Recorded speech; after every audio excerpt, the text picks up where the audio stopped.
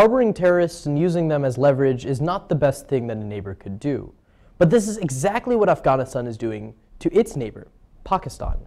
The issue here is that terrorist groups like the Taliban and the Haqqani network that have plagued Afghanistan since 1996 have now crossed the border into Pakistan and are working to undermine the government in Afghanistan with little to no serious action from the Pakistani government.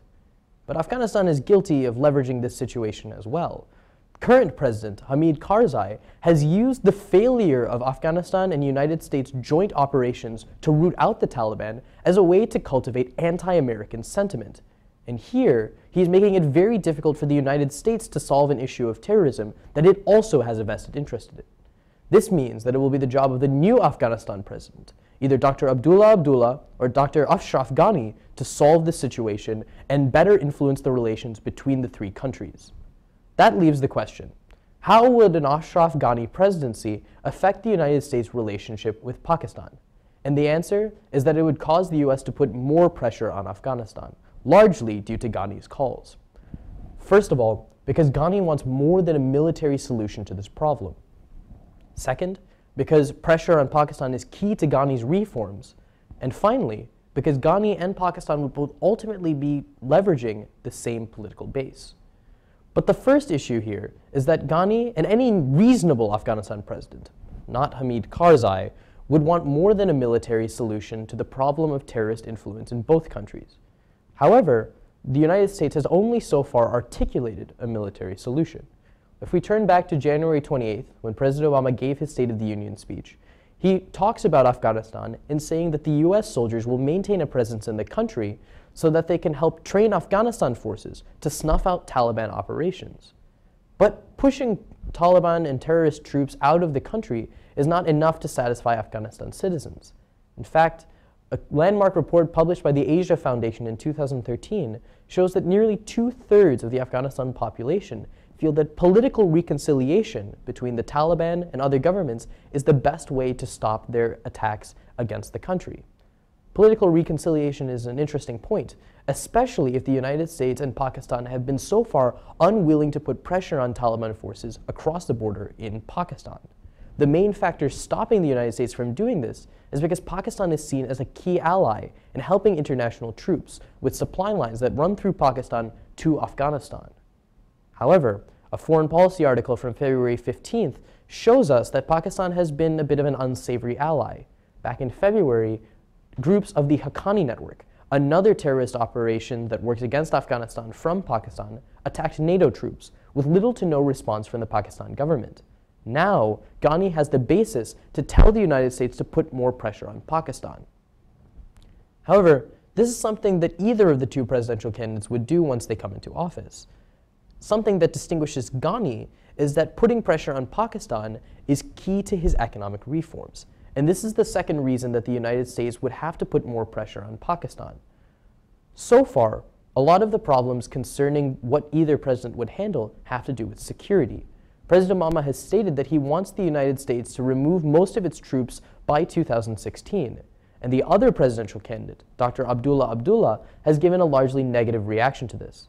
An article published on April 16th by the International Business Tribune shows that Abdullah feels that the best solution to a lack of US troops would be to increase the presence of Afghanistan forces in cities, villages, and municipalities.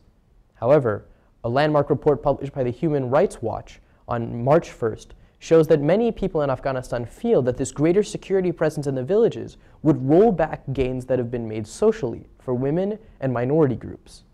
Ghani, on the other hand, not only feels that there are more diplomatic options available than simply increasing military and security powers, but he also has a way to get the United States to apply pressure on Pakistan while doing that. An article published by USAID on May 5th shows that the US has offered a generous $300 million economic stimulus package to Afghanistan as a way of getting them to cooperate more on security and regional issues. For Ghani, the former finance minister of the Afghanistan government, this is an excellent opportunity for him to put in place the economic reforms that he has campaigned on. However, it also gives him a sense of diplomatic opportunity. He can turn to the United States and let them know that their economic investment in Afghanistan will fall through if they are consistently plagued by terrorist problems that come across the border. And if the United States is going to put its foreign policy action where its money is, then they will have to pressure Pakistan to take more action concerning the Taliban forces that are in their country. This is critical because it gives Ghani a new level of leverage, and it gives the United States the assurance that they have a support bloc in Afghanistan. Hamid Karzai has not been the most excellent partner in working with, but a stronger Afghanistan president committed to reforms will give the United States the confidence that they need to apply pressure on Pakistan. But ultimately, the final reason that this will have to happen is because Ghani and Pakistan will both ultimately be competing for the same political base, the Pashtun ethnic group.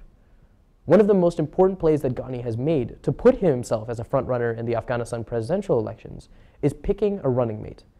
According to an April 12th article from the International Business Tribune, that running mate is a man named Rashid Dostrum. He is a northern warlord who is popular among the Pashtun ethnic group, which is the greatest ethnic group within Afghanistan. It is not a majority among the national country, but it is particularly important because it is an ethnic group that Pakistan also shares. One of the leading scholars of Islamic politics, Giaz Keppel, wrote in his book Jihad, The Trail of Political Islam, that one of the reasons that Pakistan has supported the Taliban is because they see the ties between the Pashtun ethnic groups in both countries as a source of leverage towards bringing Afghanistan closer to it. This is something that Ghani will have to campaign against, because if he is elected, it will largely be because of the support of the Pashtun ethnic groups. And to tout himself as a strong leader who can tailor to his support base, he must put pressure and reclaim the Pashtun political focus within Afghanistan. When we wonder, how would an Ashraf Ghani presidency affect the United States' relationship with Pakistan? The answer is that it would cause the US to put more pressure in Pakistan. This is something that any reasonable Afghanistan president would do, but something that Ghani is best positioned to do. And this could finally improve the neighborhood relationship between all three of those countries.